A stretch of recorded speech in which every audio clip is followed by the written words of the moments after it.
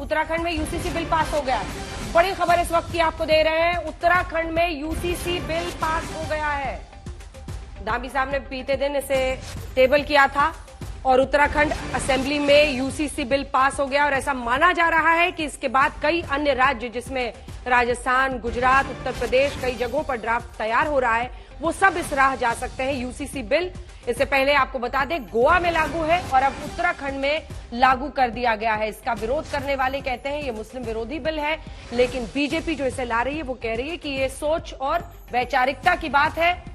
समाज में परिवर्तन लाने के लिए ये बिल जरूरी था। हालांकि आपको बता दें ट्राइबल्स को इससे अलग रखा गया है, लेकिन अन्य सभी धर्मों पर यह बिल लागू होगा। बड़ी बड़ी बातें अगर इसकी देखें तो बहुविवाह से लेकर कई ऐसी कुरीतियां हैं जिस पर प्रतिबंध इसके जरिए लगेगा, तो दूसरी तरफ लिव इन रिलेशनशिप पर भी सख्ती की गई है, जिसमें अगर पुलिस थाने में उसकी पूरी जानकारी नहीं दी जाती है तो जेल तक का प्रावधान किया जा रहा है। ये वो यूसीसी बिल है। ये देखिए उत्तराखंड में बिल पास हो गया, सुनिए।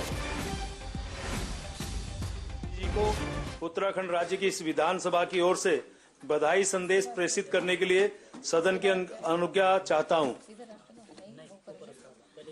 प्रश्न यह है कि माननीय संसदीय कार्य मंत्री जी द्वारा जो प्रस्ताव सदन के समक्ष रखा गया है, क्या यह सदन सहमत है? जो माननीय सदस्य इसके पक्ष में हो कृपया हाँ कहें। सर्वसम्मति से सर्वसम्मति माननीय संसदीय कार्य मंत्री जी प्रस्ताव मैं आपकी अनुज्ञा से प्रस्ताव करता हूं कि सदन की कार्यवाही अनिश्चित काल के लिए स्थगित कर दी जाए। प्रश्न यह है दुबे जी, बाला साहब ठाकरे का सपना पूरा हुआ है। यूसीसी वो चाहते थे देश में लागू हो, वो लागू हो गया है, तो अच्छी बात है ना। खुश है, अच्छी बात है। आपके लिए बड़ी मुश्किल परिस्थिति हो गई है। जब धारा 370 आपने हटाई, हाँ। सबसे पहले हमने आपका साथ दिया, आपका समर्थन। ठीक है, एक सेकंड में लॉटरी से रिपोर्टर के पास जल्दी से चल रहा है। आशुतोष हमारे साथ जुड़ रहे हैं। आशुतोष, शायद अगर हम देखें तो इस बिल के पास होने के साथ ही एक नए इतिहास का आगाज इस देश में हो रहा है, क्योंकि यूसीसी के लिए उत्तराखंड पहला राज्य होगा। संदेश यही है बीजेपी शासित राज्यों से। और उसी इतिहास के गवाह बन रहे हैं सारे लोग ढोल नगाड़े लेकर के। पहले कार्यकर्ता 1 घंटे से पहुंच चुके हैं। भारत माता की जय, जय श्री राम के नारे, ढोल नगाड़ों से स्वागत। और इतिहास इसलिए भी क्योंकि कई सारे राज्यों की भी नजर उत्तराखंड के इस कानून पर थी, फिर चाहे वो गुजरात हो, चाहे उत्तर प्रदेश हो या आसाम हो, जिन्होंने ये कहा था कि जैसे ये कानून पास होगा उसके बाद हम भी आगे बढ़ेंगे। यानी आप समझिए कि एक जो ब्लूप्रिंट तैयार होगा, अगर पैन इंडिया ये कानून को लाना है तो ये एक टेस्ट केस होगा। उत्तराखंड में इसका इम्प्लीमेंटेशन कैसे होता है, सीधे एक बार तस्वीरों के साथ भी साथ में छोड़े चलते हैं। सुबह से तमाम सारे कार्यकर्ता बैठे थे कि 2 दिनों का ये जो सत्र चला और आज शाम को कानून को मंजूरी मिल जाएगी। कोई अड़चन नहीं आई, विरोध ना के बराबर रहा और बहुमत बीजेपी के पास था। लेकिन अब इस कानून का इम्प्लीमेंटेशन कैसा होता है, इसके साथ जाहिर अगला कदम बढ़ाएगा गुजरात, उसके बाद असम और लगभग सभी बीजेपी शासित राज्य फिर यूनिफॉर्म सिविल कोड की ओर बढ़ेंगे। और तब ये भी आप समझ लें कि जो ब्लूप्रिंट होगा पैन इंडिया के लिए वो बीजेपी के हाथ होगा कि क्या इसे राष्ट्रीय स्तर पर। लेकिन जो जोश में कार्यकर्ता उत्साह में यहाँ पर हैं, कितना बड़ा दिन बीजेपी के लिए, क्योंकि दशकों से उनका ये एजेंडा था कि 370 के बाद यूनिफॉर्म सिविल कोड, और आज उत्तराखंड ने वो इतिहास बनाया। मोदी जिंदाबाद। आज पूरा उत्तराखंड राज्य बहुत खुश है क्योंकि यूसीसी उत्तराखंड में लागू है। हम पुष्कर सिंह धामी जी का पूरे हृदय की गहराई से क्या ये मॉडल बनेगा पूरे देश में ये कानून आगे आने के लिए? बिल्कुल बनना चाहिए, क्योंकि ये हिंदू राष्ट्र है और यहाँ पर जो है यूसीसी जैसा कानून बनना ही चाहिए। ढोल नगाड़ों की ओर लिए चलते हैं जहाँ पर जश्न चल रहा है, नाच गाना, महिलाएं पुरुष बड़ी संख्या में, और वो सब यहाँ इकट्ठा हुए थे कि जैसे कानून पास होगा उसके तुरंत बाद मिठाइयाँ बांटी जाएंगी। और इसीलिए आप देख रहे हैं कि जो है मुकुट से लेकर के पगड़ी, माला, गमछा सब कुछ लेकर के यहाँ पर आया गया। और सड़कों पर आप समझिए पहले लोग कम थे, लेकिन जैसे जैसे शाम मुझे लगा कि आज वोटिंग होगी उसके बाद यहाँ संख्या बढ़ने लगी और उसमें भी ज्यादातर संख्या जो है वो महिलाओं की। ठीक इस तरफ विधानसभा जहाँ पर आज उत्तराखंड ने इतिहास रचा है।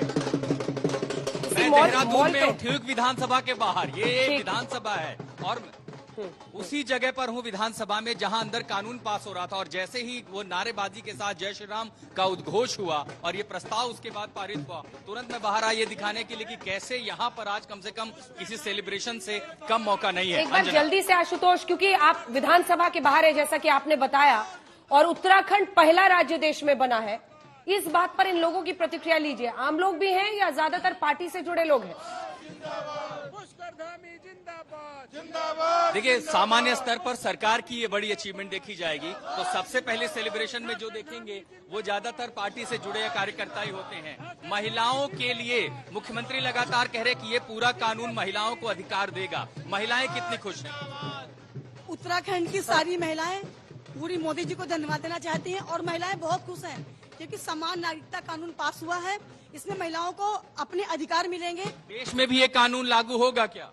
हाँ, ये तो होगा ही कानून, क्योंकि जो उत्तराखंड से आवाज जाती है, हिमालय से जो आवाज निकलती है वो पूरी दुनिया में सुनी जाती है। ये पूरी दुनिया में लागू होगा। भारतीयों की शुरुआत उत्तराखंड से है तो देश भर को पानी मिलता है। महिलाएं खुश हैं आज? बिल्कुल खुश हैं, हम बहुत खुश हैं। धामी जी की ये पहल जो है पूरे देश में व्याप्त होगी। जी अंजना, धन्यवाद आपका आशुतोष जुड़ने के लिए। और वहां पर जो जश्न इस वक्त मन रहा है उत्तराखंड में, वो देश तक पहुंचाने के लिए ये देहरादून की तस्वीरें आप देख रहे थे, जहां पर विधानसभा के बाहर बिल पास होने के साथ ही जश्न ढोल नगाड़ों के साथ और महिलाएं खासी उत्साहित इस नए बिल के पास होने के बाद। उत्तराखंड पहला राज्य जरूर बन गया है। आगे क्या होता है नजर हमारी रहेगी। लेकिन दुबे जी, बाला साहब का सपना पूरा हुआ है। बिल्कुल, बाला साहब ठाकरे जी का सपना रहा। हमने समय समय पर बीजेपी पूरा कर रही है। अब उत्तराखंड में भारतीय जनता पार्टी की सरकार है तो पूरा तो वही करेंगे, लेकिन उन अधिकारों का क्या जो अधिकार हमें इस समय प्रेजेंट में वर्तमान में मिले हुए हैं। विपक्ष की उतनी ही भूमिका होती है जितनी सरकार की भूमिका होती है। आप विपक्ष मुक्त भारत की बात यदि करते हैं तो यूसीसी का प्रावधान पूरा कैसे करेंगे आप? यूसीसी तो तब होगी ना कि जब सबका साथ सबका विकास धरातल पर आएगा। आप एक तरफ पार्टियों को तोड़ते हैं, मोड़ते हैं। मैं आ रही हूँ वो विपक्ष मुक्त देश चाहती है बीजेपी। मोदी जी ने दोनों सदनों में जिस तरह से बात रखी है, कहीं न कहीं उन्होंने एक अंधेरा छांटने की कोशिश करी है, भविष्य की ओर संकेत दिया है। और उन्होंने उम्मीद की कि मैं चाहता था कि विपक्ष, उन्होंने आह्वान भी किया कि पूरा विपक्ष एक साथ मिलकर इस राष्ट्र के निर्माण के लिए कार्य करे। लेकिन उनको इस बात का क्षोभ और दुख रहा कि विपक्ष ने सकारात्मक भूमिका नहीं निभाई और विपक्ष को उन्होंने शुभकामना दी कि आप इसी तरह बने रहे। दुबे जी हंस रहे हैं। मैं वो हंसे, इस बात पे उनको हंसी आ सकती है। 4 दिन पहले नहीं, ठीक है, आप उस बात को कह सकते हैं कि 4 दिन पहले हमारी क्या हो सकता है। इसमें तो आप लोगों को पीएचडी भूमिका अलग थी। लेकिन मैं आज के राज्यसभा में उनके भाषण पर उन्होंने एक चीज बहुत अच्छा बताया कि 44% जिस देश का दलित समाज उच्च शिक्षा में पहुंचा हो और 65% आदिवासी समाज उच्च शिक्षा में पहुंचा हो, 2 ट्राइबल यूनिवर्सिटी बनी हो, ये आज के भारत के लिए गौरव की बात है। और उन्होंने सभी जाति संप्रदाय से आह्वान किया कि अंधेरा जो आगे 3.0 में छटना चाहिए, उन्होंने जो भरोसा दिया है वो भरोसा उस तरह से झलकता है जैसे अटल जी ने कभी कहा था, अंधेरा छटेगा, सुबह निकलेगा और कमल खिलेगा। ये सुबह आप लोगों को क्यों नहीं? मुझे ये सुबह वो कह रहे, पीएम ने भी कहा कि नकारात्मकता फैलाने की कोशिश है हर मुद्दे पर। कमिटेड कॉम्पिटिटिव फेडरलिज्म की बात करी है उन्होंने कि अगर किसी राज्य में किसी की सरकार किसी अन्य पार्टियों की हो तो वो कॉम्पिटिटिव कमिटेड फेडरलिज्म से वो राष्ट्र और राज्य आगे बढ़ सकता है अगर विपक्ष सकारात्मक भूमिका निभाए। मैं उस विपक्ष का गवाह रहा हूं जब अटल बिहारी वाजपेयी विपक्ष के नेता होते थे और वो सकारात्मक विपक्ष हमने देखा है।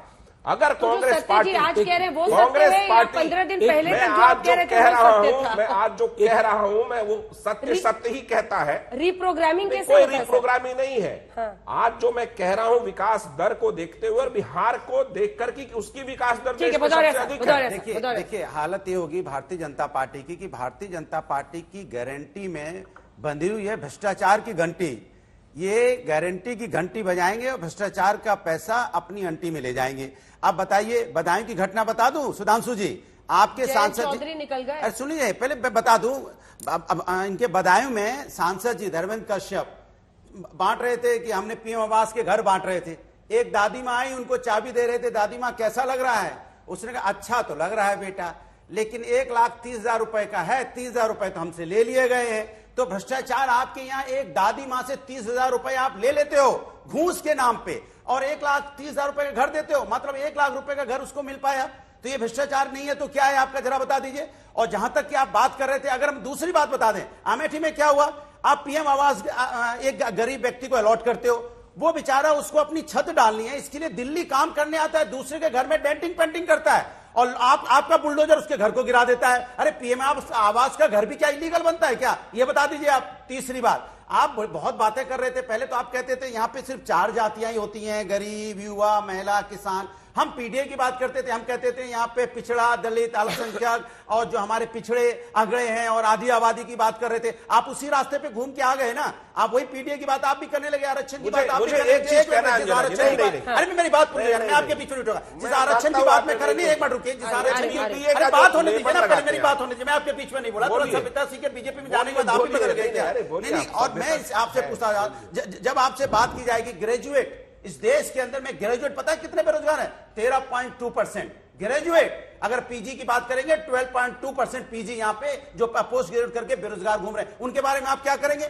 अगर 25 जो जिनकी उम्र 25 साल की है 42% बेरोजगार है वो, और जिनकी उम्र 25 से 29 साल की है 22.8% बेरोजगार हैं, उनके बारे में क्या बात करेंगे आप कभी उनकी बात करेंगे? नहीं करेंगे, क्योंकि आप गारंटी किस चीज की देते हैं? सत्ता पाने की गारंटी, पार्टियां तोड़ने की गारंटी, महंगाई बढ़ाने की गारंटी, बेरोजगारी बढ़ाने की गारंटी। अनुराग जी, अगर आप बीच में सांस ले तो सत्ता बनाई जाए, इसकी गारंटी तो आप देते हैं। एक बात तो आप स्वीकार करेंगे ना कि अखिलेश जी यदि डिंपल यादव की जगह किसी पिछड़े, दलित, आदिवासी को सदन में भेजा होता तो मैं सलाम करता उनको, ये तो स्वीकार करेंगे ना आप। नरेंद्र नहीं, पूरी भारतीय जनता पार्टी और हमारी पार्टी में कोई एक व्यक्ति, 21 राज्यसभा सदस्य होते थे हमारे, एक व्यक्ति को नीतीश कुमार ने परिवार से उठा कर नहीं भेजा। सम्राट